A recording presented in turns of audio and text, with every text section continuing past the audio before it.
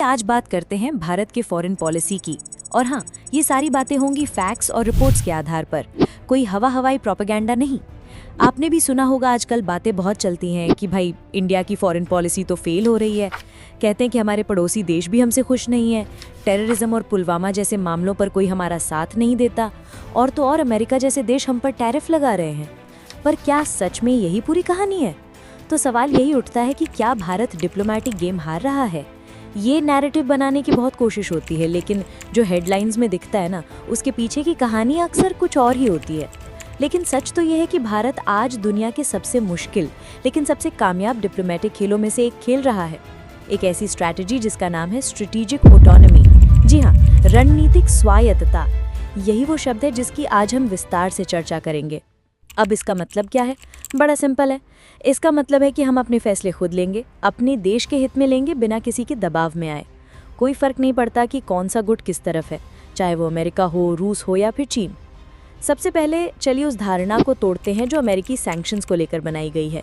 क्या ये वाकई अमेरिका का एक जोरदार पंच था या फिर भारत के लिए एक शील्ड की तरह काम कर गया?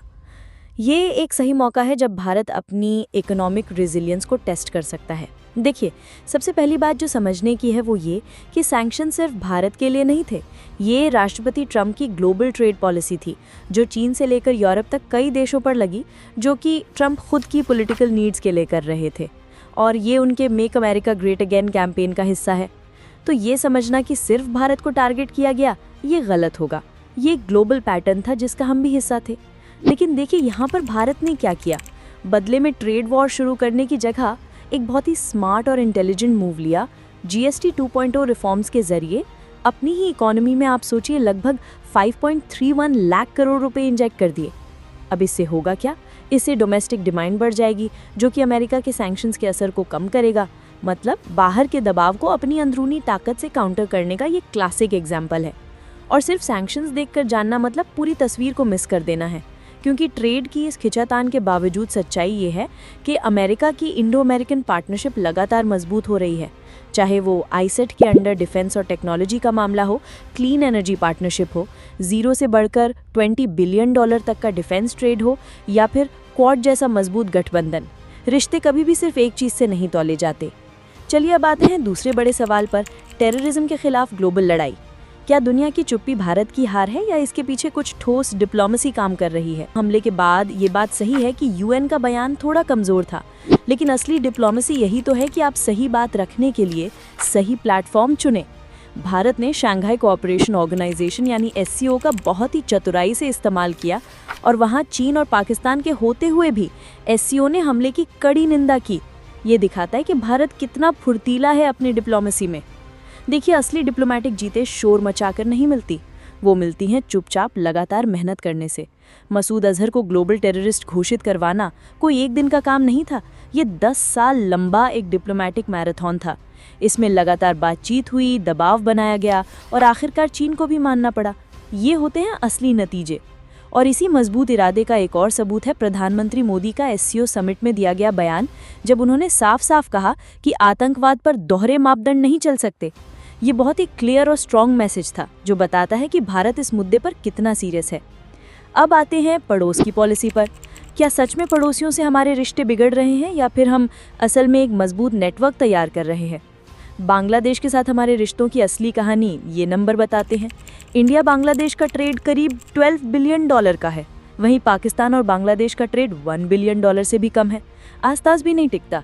हालांकि चीन का बांग्लादेश के साथ ट्रेड भारत से ज़्यादा है, लेकिन ये डिप्लोमेटिक हार नहीं बल्कि चीन का इकोनॉमिक एडवांसमेंट है।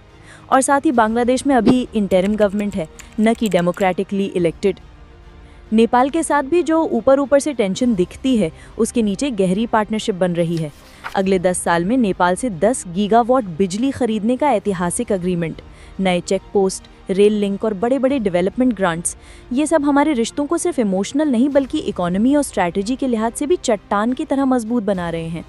और पड़ोस में हमारी एक बहुत बड़ी कामयाबी, जिसे हम अक्सर भूल जाते हैं, वो है 2015 का लैंड बाउंड्री एग्रीमेंट।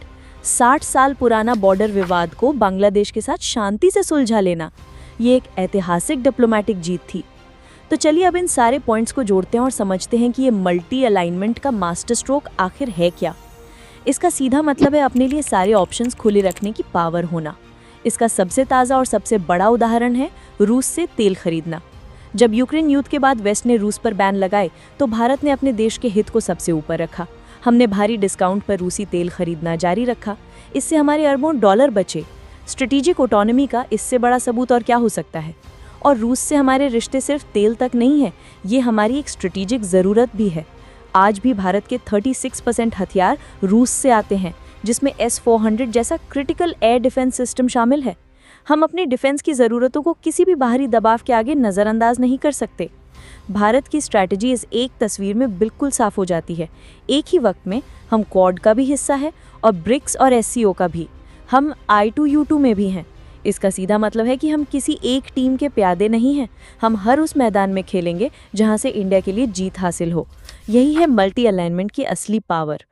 तो कुल मिलाकर स्ट्रेटेजिक ऑटोनॉमी का मतलब यही है, अपने देश के हित के आधार पर अपने फैसले लेने की आज़ादी, बिना किसी एक गुट या गठबंधन के दबाव में आए।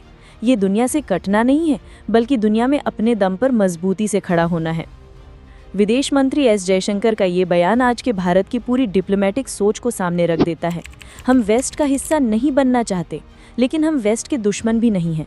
हम किसी के पीछे चलने वाले नहीं हैं, बल्कि दुनिया में एक स्वतंत्र पोल बनना चाहते हैं। तो आखिर में बस सवाल इतना सा है कि हम क्या बनना चाहते हैं? किसी एक सुपर पावर का जूनियर पार्टनर बनकर बस उनके ऑर्डर फॉलो करने वाले, या फिर खुद एक लीडिंग पावर बनकर वो डील्स करनी है जिनसे सीधे सीधे 140 करोड़ भारतीयों का फायदा हो, भले ही दुनिया भर में कुछ लोग नाराज हो जाएं और हेडलाइंस बने। हाँ, ये रास्ता आसान नहीं है, ये कॉम्प्लेक्स है, लेकिन क्रिटिक्स चाहे जो भी कहें, फैक्ट्स और नंबर्स तो यही दिखाते हैं कि ये एक सोची समझी स्ट्रैटेजी है और इसका मकसद सिर्फ एक है, भारत का हित। तो इसे फेलियर कहना, मुझे लगता है कि ये पूरी कहानी न देखने जैसा है। आप भी अपनी राय साझा करिए। बहुत बहुत धन्यवाद।